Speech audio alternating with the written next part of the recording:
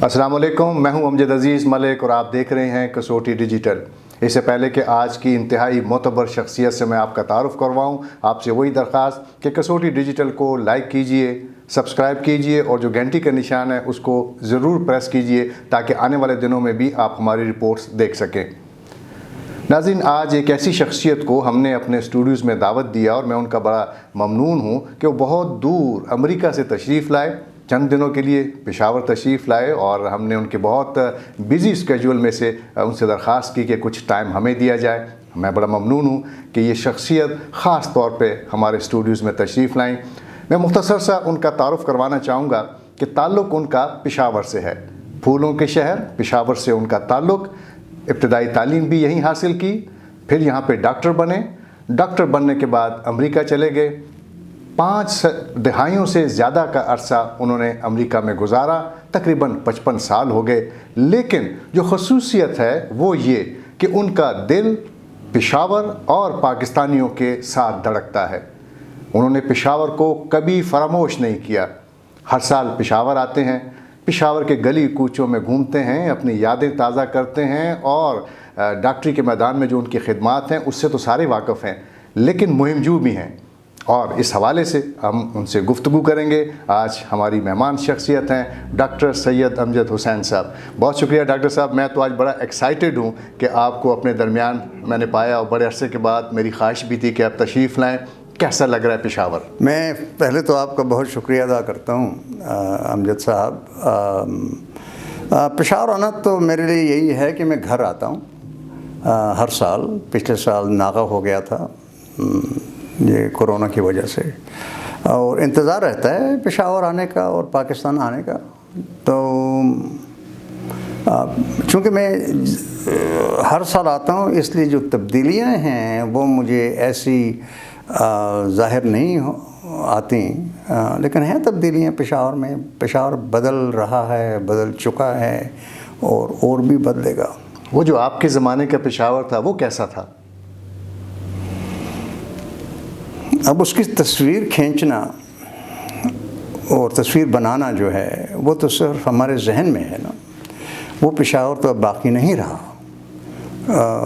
खालिद हसन साहब जो एक ज़माने में भुट्टो साहब के प्रेस सेक्रेटरी थे, अच्छे राइटर थे, जर्नलिस्ट थे, उन्होंने मेरे बारे में कहा था कि ये शहर जो है पेशावर, ये उसके तख़य्युल में बसता है, वो शहर अब बाकी नहीं रहा। और अगर आप देखें तो इस शहर की जो पुरानी रवायात हैं, जो रस्म व रवाज हैं, वो कुछ तो मतरूक हो चुके हैं, कुछ आहिस्ता आहिस्ता बदल रहे हैं। और ये कायदा है, ये तरीक़ा है कि रस्म व रिवाज बदलते रहते हैं। मैं उसका नोह नहीं कर रहा कि क्यों बदले, ये तो कोई रोक नहीं सकता इन चीज़ों को, तो तब्दीलियाँ आती रहती हैं। लेकिन चूँकि हमारी जड़ें उस पेशावर में सख्त हैं जो हमारे बचपने और लड़कपन और जवानी का पेशावर था, तो एक लिहाज से कुछ थोड़ा बहुत एहसास होता है कि वो जिसे अंग्रेज़ी में कहते हैं फेमिलियर, जिनको पहचान थी जिन चीज़ों की, वो अब ढूंढनी पड़ती हैं इस शहर में। हमारी जो नई नस्ल है हम उनको नहीं बता पाते कि क्या किस्सा खानी बाज़ार जो आज का है पहले भी 50, 60, 70 वर्ष पहले ऐसे ही हुआ करता था। ये जो किला बाला हिसार है इसके सामने जो सड़क बन गई, क्या ये ऐसे ही हुआ करती थी? और फिर जहाँ दलीप कुमार रहते थे और राज कपूर फैमिली रहती थी, ये सारे ऐसे ही हुआ करते थे? तो आप पीछे जाएं ना, सिर्फ 50 साल मत जाएं, 100 साल पीछे चले जाएं, 150 साल पीछे चले जाएं। बल्कि मैं तो ये कहूँगा कि आप चले जाएं क़ब्ल मसीह के पेशावर तक, तो आप देखेंगे कि ये तब्दीलियाँ तो आती रहती हैं। हाँ, ये चीज़ है जिसका मुझे गिला है, वो ये है कि हमने बतौर उस्ताद, टीचर्स, प्रोफेसर्स और वालिदैन न हमने पेशावर के बारे में कुछ सीखा, यानी कि तारीख़ के बारे में कुछ सीखा। तो अगर हम ये लेगेसी जो है, ये तोशा जो है, अगर हम वो अपनी आने वाली जो नस्लें हैं उन तक ट्रांसफ़र नहीं कर सकते, तो ज़रूरी बात है कि बात रह जाती है, मर जाती है, ख़त्म हो जाती है। تو آپ نے کوشش کی کہ کتاب لکھی جائے اور کتاب میں ساری تاریخ کو آپ نے شامل کر دیا؟ کتابیں تو میری کوئی 9-10 ہیں پشاور پہ، انگریزی میں بھی ہیں، اردو میں بھی ہیں۔ کوشش ہے کہ نئی نسل کو، بلکہ نئی نسل کو چھوڑیں، جو لوگ ہیں یہاں پشاور کے رہنے والے، ان کو بھی اثر نو متعارف کرایا جائے اس تہذیب کے ساتھ جو پشاور شہر میں تھی ایک زمانے میں۔ ایک سوال آپ کے حوالے سے میرے بار بار ذہن میں آتا ہے کہ آپ پڑھے پشاور میں، ڈاکٹر یہاں پہ بنے، پھر امریکہ کیوں چلے گئے؟ شاید اس لیے، اس کا جواب تو میں عذرائے تفنن کہوں گا کہ پاکستان غریب ملک ہے، تو جو تنخواہ مجھے ملے تھی اب کسی اور کو مل رہی ہے، اور میں کیا کہہ سکتا ہوں۔ 1970 میں آیا تھا واپس امریکہ میں تعلیم حاصل کرنے کے بعد۔ بہت مشکلات کا سامنا کرا ہوا، سر میں نہیں ہوں، جو لوگ باہر سے آتے ہیں اور آتے تھے اس زمانے میں ان کو بہت ہی مشکلات کا سامنا کرنا پڑتا تھا۔ اب اگر میری ٹریننگ اور تعلیم جو ہے ایک شعبے میں ہے، سرجری کے خاص شعبے میں، ہارٹ سرجری میں، اگر میں وہ نہیں کر پاؤں تو پھر میری وہ ٹریننگ جو ہے 7 سال کی وہ تو ابس گئی نا۔ تو یہ میرے ذہن میں یہ ایک کھلبلی بھی تھی، اور یہ ڈیسائیڈ کرنا تھا کہ بھئی میں نے یہاں رہ کے اگر صرف جنرل سرجن بننا ہے تو یہاں تو بہت جنرل سرجن تھے ان دنوں میں 1970 کی بات کر رہا ہوں، بہت تھے، اچھے تھے، میرے استاد بھی تھے ان میں بہت سے، لیکن ہارٹ سرجن تو کوئی نہیں تھا پشاور میں۔ کراچی میں ایک تھا اور ایک لاہور میں تھا، تو یہ مشکل فیصلہ تھا۔ تو اسی لیے میں نے فیصلہ کیا کہ میں واپس جا کے وہاں پہ میں تدریسی اور ڈاکٹری کا کام جو ہے سرجری کا وہ جاری رکھوں گا، لیکن پشاور کے ساتھ تعلق جو ہے نہ صرف پشاور شہر کے ساتھ بٹ پشاور کی جو درسگاہیں ہیں ان کے ساتھ تعلق تو ویسے ہی جڑا رہا میرا، اور اب تک ہے۔ تو امریکہ جب آپ گئے، کس شہر میں آپ آباد ہوئے؟ اور ٹولیڈو کا بڑا نام سنتے ہیں، یہ ٹولیڈو کوئی شہر ہے، کوئی بستی ہے؟ ٹولیڈو شہر ہے، امریکہ کے شہروں کے اگر فہرست بنائیں تو وہ تقریباً کوئی 30-32 نمبر پہ ہے آبادی کے لحاظ سے، تو چھوٹا شہر نہیں ہے، یونیورسٹیز ہیں اور باقی اس شہر میں وہ چیزیں موجود ہیں جو آپ کو بڑے شہروں میں ملتی ہیں۔ یہ میری خوش قسمتی سمجھیں کہ میں وہاں گیا تھا ٹریننگ حاصل کرنے، اور پھر کہیں اور جگہ گیا ٹریننگ، مزید ٹریننگ کے لیے، اور پھر پاکستان آیا۔ تو جب واپسی ہوئی میری تو میں پھر ٹولیڈو چلا گیا، وہاں جاننے والے بھی تھے، اور وہیں میں نے لنگر ڈال دیا۔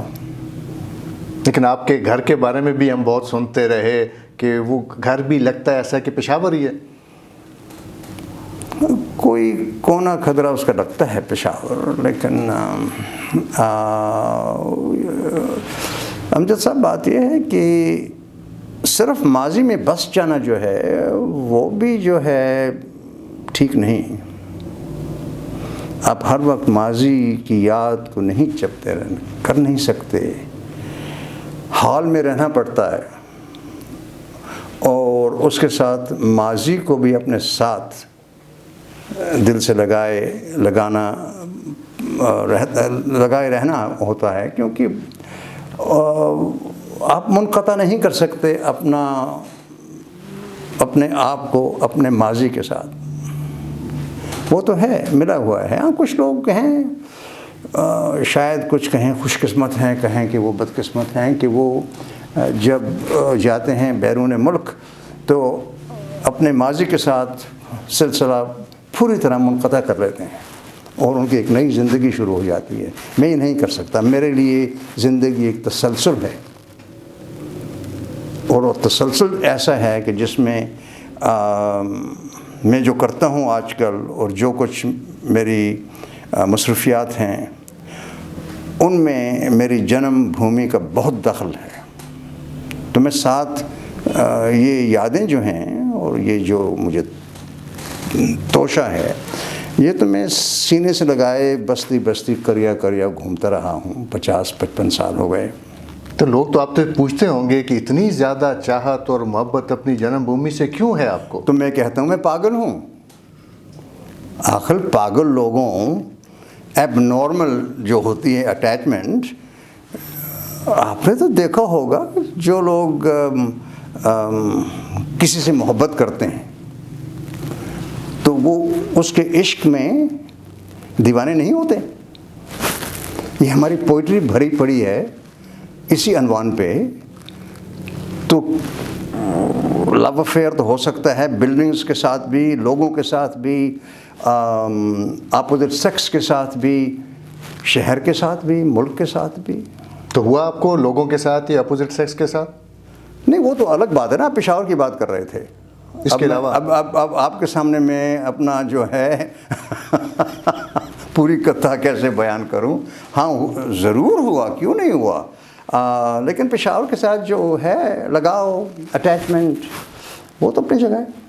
ڈاکٹر صاحب ایک سوال اور جو ذہن میں آتا ہے کہ آج کل کے جو لوگ ہیں اور ملک کے جو حالات ہیں وہ کچھ اس قسم کے ہیں کہ جو بیرون ملک ہمارے پشاور سے تعلق رکھنے والے یا پاکستان کے کسی بھی شہر سے تعلق رکھنے والے وہ بڑے پریشان رہتے ہیں۔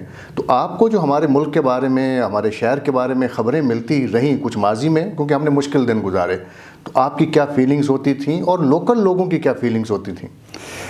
بھائی لوکل لوگ جو ہیں امریکہ میں، ان کو کیا غرض کہ پشاور میں کیا ہو رہا ہے یا پاکستان میں کیا ہو رہا ہے؟ اس وقت دنیا میں 130 35 سے 40 ملک ہوں گے، زیادہ ہوں گے اس سے۔ اب وہ ہر ایک ملک کے جو مسائل ہیں ان پہ اپنا وقت کیوں ضائع کریں؟ تو اس بات کو نکال دیں لوکل لوگوں کو۔ ہاں جو پاکستانی ہیں جو وہاں پہ رہتے ہیں ان کو میجورٹی جو ہیں، اکثریت، ان کو تعلق تو ہے، ان کے ساتھ جذباتی ایموشنل تعلق ہے۔ کچھ لوگ جیسے میں نے کہا کہ جاتے ہیں اپنا تعلق ختم کر دیتے ہیں، ان کو چھوڑیے، وہ مائنورٹی میں ہیں، اقلیت میں ہیں، وہ میجورٹی میں نہیں ہیں۔ لیکن جو اکثریت ہے پاکستانیوں کی بیرون ملک، وہ بڑی اٹیچمنٹ ہے ان کی۔ جب پاکستان پہ کچھ مشکل وقت آتا ہے تو وہ بہت پریشان ہوتے ہیں۔ آپ بھی بہت مدد کرتے رہے مشکل حالات میں بھی اور مشکل حالات کے علاوہ بھی، نہ صرف پشاور بلکہ جو بھی ادارے تھے آپ نے ان کی بڑی ہیلپ کی۔ تو کیا آپ سمجھتے ہیں کہ اس ہیلپ سے فائدہ ہوا لوگوں کو؟ میں تو اس چیز کا قائل ہوں کہ نیکی کر دریا میں ڈال۔ نیکیاں جو ہیں وہ گننی نہیں چاہیے۔ دائیں ہاتھ کسی کو دے تو بائیں کو پتہ نہیں چلے۔ اور جو کچھ میں نے کیا ہے بہت کم کیا ہے، وہ اسی لیے کیا ہے کہ اسی زمین نے مجھے میری شناخت دی، اسی زمین نے مجھے تعلیم دی، اسی تعلیم نے مجھے وہ رسم و رواج اور جو ایتھیکل انڈر پننگ ہوتی ہیں وہ دیں، اور وہ اب تک میرے ساتھ ہیں۔ تو یہ ایک بہت بڑا مورل قرضہ ہے جس کہتے ہیں مورل ڈیٹ۔ اسی ایجوکیشن کی بنا پر یہی اپنے جو ہیں ہمارے رسم و رواج، یہ جو ہمسائے تھے ہمارے گلی محلے والے، جسے پشاور میں کہتے ہیں حق ہمسائے، ان سب کا ہاتھ ہے میری پرورش میں، میری تعلیم میں۔ تو اگر میں امریکہ میں ایک سرجن بن جاتا ہوں تو میں فراموش تو نہیں کر سکتا نا۔ یہ تو مورل ڈیٹ ہے، اخلاقی قرضہ ہے یہ، اور وہ میرے نظر میں یہ واجب ہے مجھ پر، بلکہ سب جو پاکستانی وہاں پہ ہیں ان پہ واجب ہے وہ کسی نہ کسی صورت سے، کسی نہ کسی حوالے سے وہ قرضہ اتارتے رہیں تھوڑا بہت۔ آپ نے جہاں پشاور کو اپنے دل سے نہیں نکالا، وہاں ہماری جو ماں بولی ہندکو ہے اس کو بھی تو آپ نے دل و دماغ سے نہیں نکالا۔ بھائی اس زبان میں نے لوریاں سنی تھی، اس زبان میں میری تربیت ہوئی تو مجھے عزیز ہے، میری مادری زبان ہے، میں سب زبانیں بولتا ہوں، لیکن ہند کو دل کے بہت قریب ہے کہ میری مادری زبان ہے، اور جس زبان میں آپ نے لوری سنی ہو وہ زبان تو بہت عزیز ہوتی ہے۔ تو ہند کو کی ترقی کے لیے بھی آپ نے بہت سے اقدامات کیے، تو آپ سمجھتے ہیں کہ ہند کو زبان کی ترقی اور ترویج کے لیے آج کل جو کام ہو رہا ہے وہ بہتر ہے؟ میرا خیال ہے، دیکھیے 20 سال پہلے کچھ کام ہو رہا تھا، ایک اکا دکا ہو رہا تھا، کوئی شاعر تھے، کچھ لکھنے والے تھے، کبھی کوئی محفل ہو جاتی، کوئی نشست ہو جاتی تو وہ ہند کو کا نام ہو جاتا۔ کچھ لوگوں نے، جو میر صاحب تھے ہمارے شہر کے، انہوں نے انجام میں ہند کو صفحہ شروع کیا تھا۔ اس کے بعد ناصر علی سید اور نذیر تبسم بہت خدمت کر رہے ہیں ایک لحاظ سے۔ تو جو چیز 20-25 سال پہلے انہیں میں پائونیئر کہتا ہوں، انہوں نے شروع کی تھی، اس سے پہلے تو نہیں تھی۔ لیکن اب آپ دیکھیں ہندکو کا نام بھی ہو گیا ہے۔ اب دیکھیں کہ آپ کسی کالج کے میگزین اٹھا لیں، پشاور کی کسی کالج، خیبر میڈیکل کالج یا خیبر اسلامک کالج کے میگزین، اور کئی باقی جو ہیں میگزین وہ اٹھا لیں، ان میں انگریزی، اردو، پشتو، ہندکو ان کے حصے ہوتے ہیں۔ تو یہ کیسے ہوا؟ اسی لیے ہوا کہ میں اب اپنے آپ کو ٹرائی لنگول کہتا ہوں، میں 3-4 زبانیں اچھی بول سکتا ہوں۔ تو اس سے جب میں لوگوں سے بات کرتا ہوں، چاہے پشتو میں کروں، اردو میں کروں، ہندکو میں کروں، کچھ نہ کچھ تھوڑی بہت فارسی میں کروں، تو وہ عداوت نہیں رہی جو ایک زمانے میں ہوا کرتی تھی زبانوں کے درمیان۔ تو میں آپ کے سوال کی طرف آتا ہوں کہ اس وقت ہندکو کی ترویج پہ بہت کام ہو رہا ہے، بہت کتابیں چھپی ہیں، اور اکیڈمی بن چکی ہے پشاور میں، گندھارا ہندکو اکیڈمی، اور گندھارا ادبی بورڈ تو تھا پہلے، اب اکیڈمی بھی ہے، اور یہ پبلک پرائیویٹ کوآپریشن پہ ہو رہی ہے۔ حکومت، ہمارے صوبے کی حکومت نے گرانٹ دے رہی ہے، تو ٹھیک ہے، زبان کی ترویج ہو رہی ہے، لیکن اس میں ایک بنیادی کمی ہے، وہ یہ ہے کہ لوگوں نے گھروں میں یہ زبان بولنی چھوڑ دی ہے۔ تو آپ جب اپنے بچوں کے ساتھ نہیں بولیں گے زبان، آپ 1000 کتابیں شائع کر دیں، اس کو کچھ فائدہ نہیں۔ یہ زبان جب تک بولی نہیں جائے مٹ جاتی ہے، ختم ہو جاتی ہے۔ کوشش کر رہے ہیں لوگ، اور میں انہیں خراج تحسین پیش کرتا ہوں۔ دل کے ڈاکٹر کے لیے کتابیں لکھنا مشکل نہیں تھا؟ بھائی لوگ پوچھتے ہیں سوال مجھ سے کہ تم سرجن ہو اور سائنٹسٹ ہو، اور تمہیں ادب سے کیا لگاؤ یا تعلق؟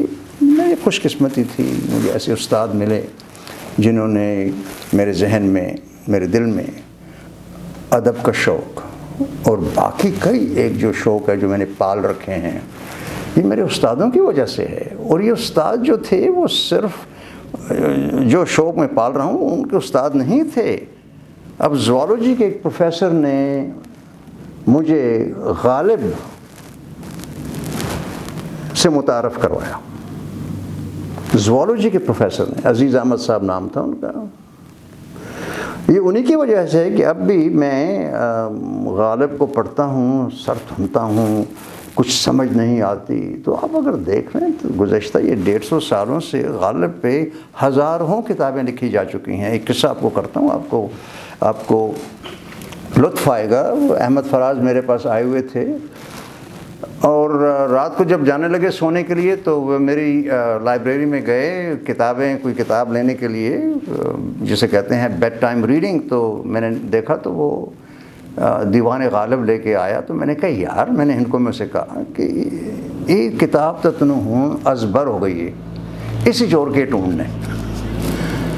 اس کا جواب بڑا اچھا تھا، کہتے جب بھی میں غالب کو پڑھتا ہوں نت نئے معنی سامنے آ جاتے ہیں۔ تو یہ تو احمد فراز کی بات ہے۔ عزیز احمد صاحب نے مجھے غالب کی پوئٹری سے متعارف کروایا۔ اسی طرح کافی استاد تھے، اور یہ خوش قسمتی ہے میری کہ میری زندگی صرف سائنس تک یا اپنے شعبے تک محدود نہیں رہی۔ تو آپ نے شعر و شاعری بھی کی؟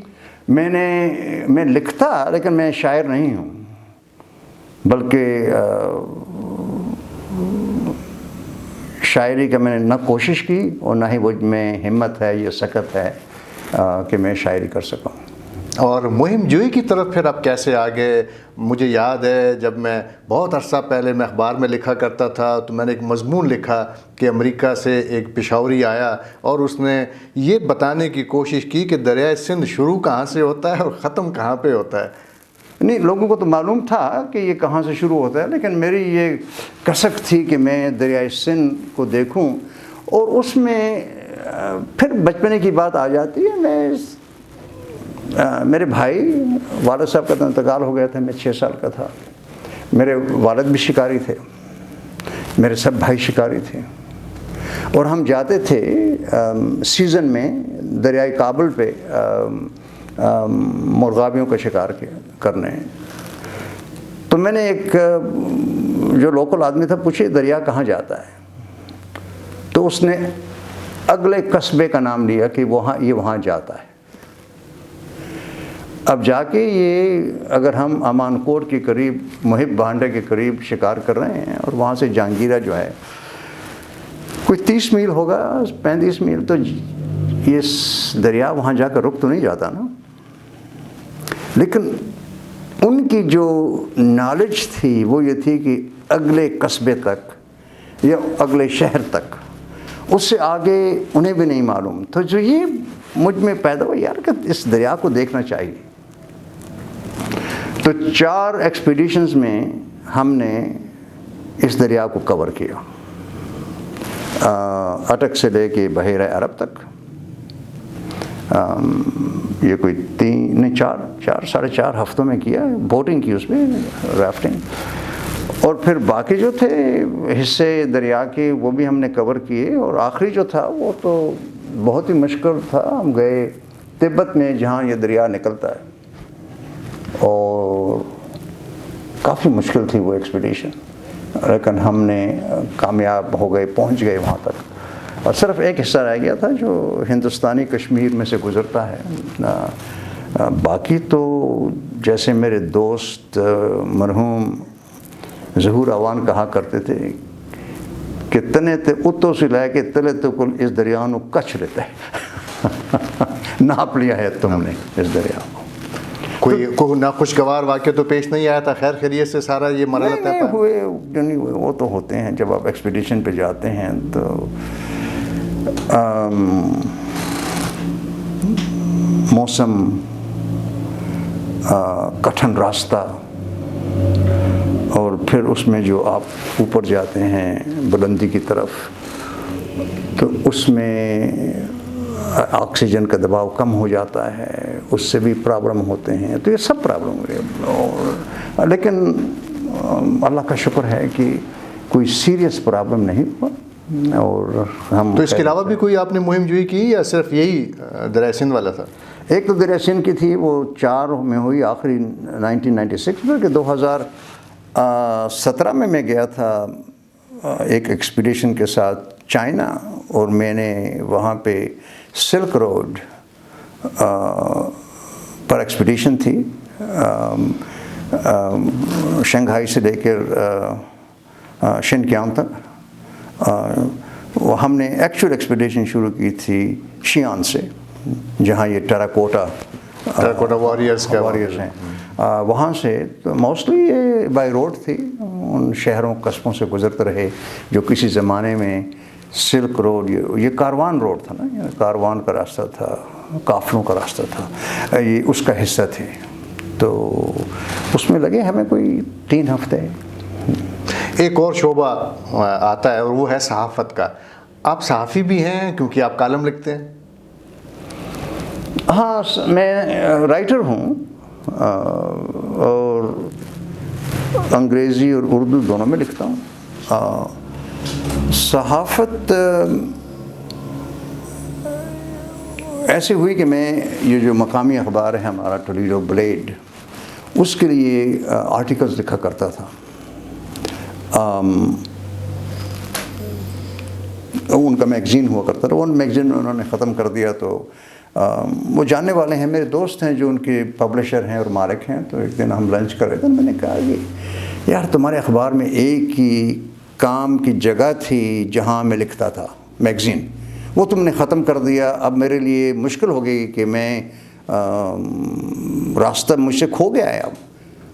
تو کہتے ہیں کہ تم کالم لکھو. میں نے کہا یار میں نے کبھی کالم نہیں لکھا. آپ اگر ایک آرٹیکل لکھتے ہیں کراچی کے بارے میں، لاہور کے بارے میں، تو آپ اپنی ذاتی رائے جو ہے وہ تو اس میں تو نہیں سموتے نا. آپ تو آبزرور ہیں، آپ لکھ رہے ہیں کراچی کے بارے میں. اور اصول یہی ہے کہ آپ اپنے خیالات جو ہیں اس میں نہیں سموئیں گے جو آپ آرٹیکل لکھتے ہیں، رپورٹنگ کرتے ہیں. لیکن جب اس نے مجھے کالم نویسی کی دعوت دی تو اس میں تو اپنے آپ کو آگے رکھنا پڑتا ہے نا. یہ تو آپ کے خیالات ہیں، یہ تو آپ کی اوپینین ہے. تو میں نے اسے کہا کہ مجھے چند ہفتوں کی مہلت دو، سوچنے دو. چند دوستوں سے بات کرنے کہ یار تم کیا حماقت کر رہے ہو، اتنی اچھی آفر آئی ہے. امریکہ کا ایک اچھا اخبار ہے، اس کے جو صفحے ہیں ایڈیٹوریل پیجز پہ، اس پہ تمہیں جگہ مل رہی ہے، کیا کرتے ہو. 1994 کی بات ہے.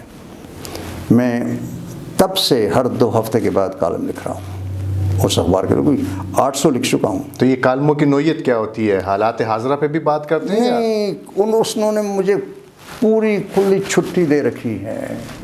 جو میں ٹاپک پسند کروں، جس پہ لکھوں. اب میرا آخری کالم پچھلے بدھ کو چھپا، اور اس میں جیسے آپ نے بات کی اس انٹرویو کے شروع میں، پشاور، پرانا پشاور اور نیا پشاور، اس پہ ہے کالم میرا انگریزی میں.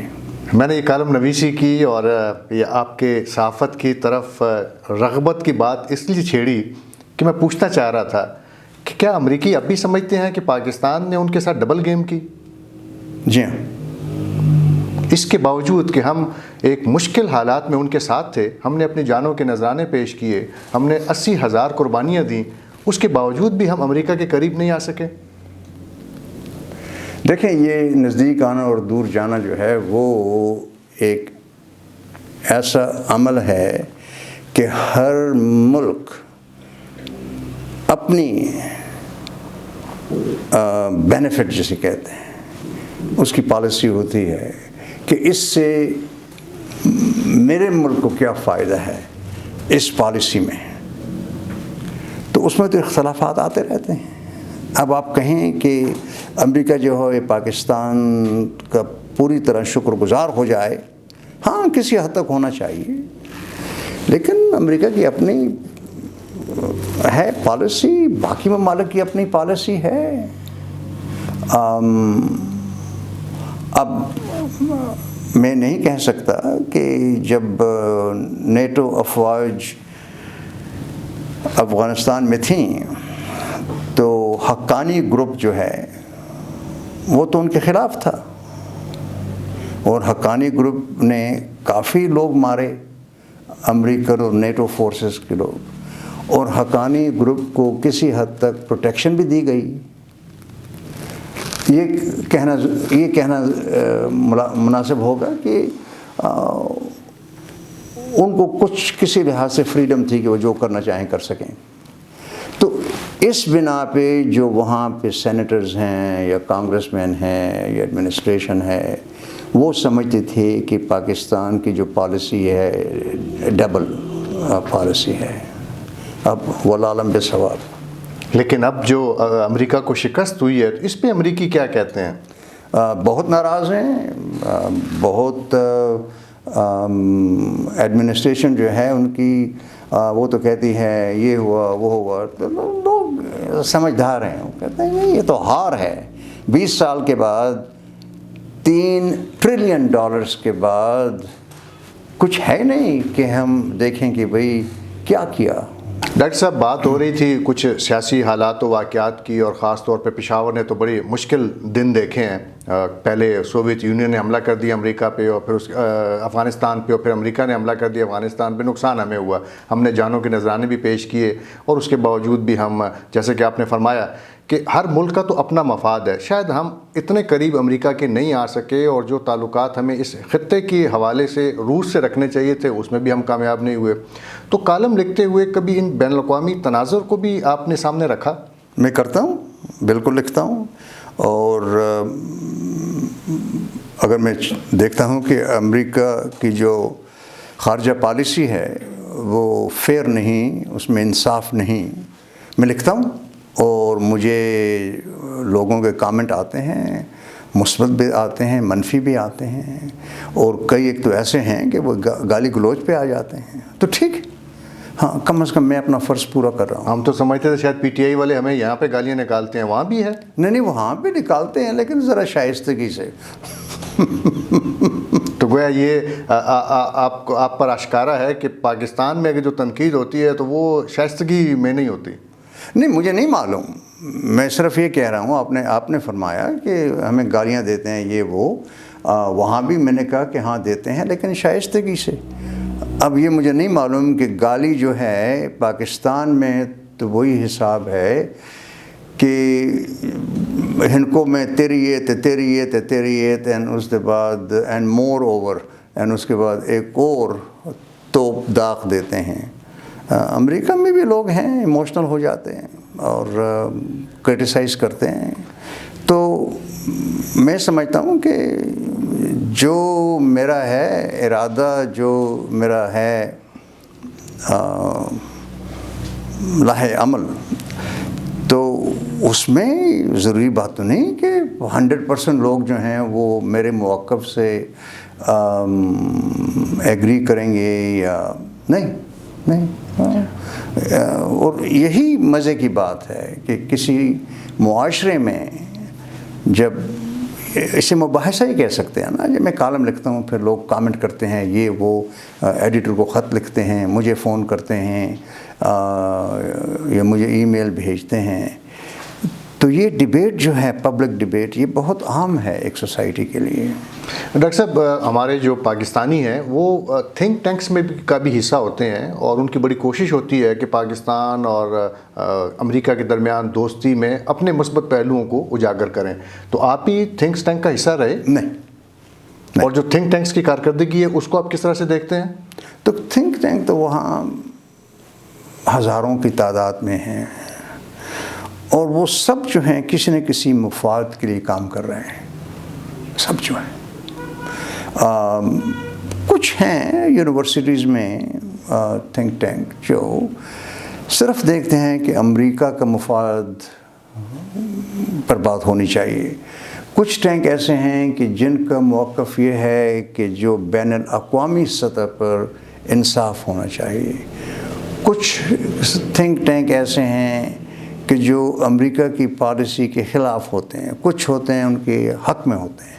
تو تھنک ٹینک تو وہاں پہ ہزاروں کی تعداد میں ہیں، اور اگر وہ ایمانداری سے کام کریں، اور میں نہیں کہتا کہ وہ بے ایمان ہیں، یہ اپنی فلاسفی ہوتی ہے، اپنے آئیڈیاز ہوتے ہیں، ان کو وہ آگے لاتے ہیں، ڈسکس کرتے ہیں، پھر وہ پبلیکیشن ہوتی ہیں، اس سے لوگوں میں کچھ شعور پیدا ہوتا ہے. اور جو حکومت وقت ہوتی ہے وہ بھی اس کا نوٹس لیتی ہے کہ بھئی فلاں جگہ سے یہ آرٹیکل آئے ہیں اور یہ وہ. میرا اپنا خیال یہ ہے کہ یہ سب کچھ اکٹھا کر دیں تو ایک معاشرے کے لیے بہت اچھا ہوتا ہے. یہ ڈیبیٹ، یہ کانورسیشن، ڈس ایگریمنٹس، یہ اچھے ہوتے ہیں. پاکستان کی سیاست پر بھی آپ کی نظر رہتی ہے؟ بہت کم. موجودہ حکومت کو آپ کس طرح سے دیکھتے ہیں؟ مجھے زیادہ معلوم نہیں، بس میں آپ کو یہ بتا دوں، آپ کوئی اخبار اٹھا کے دیکھ لیں، اردو اخبار،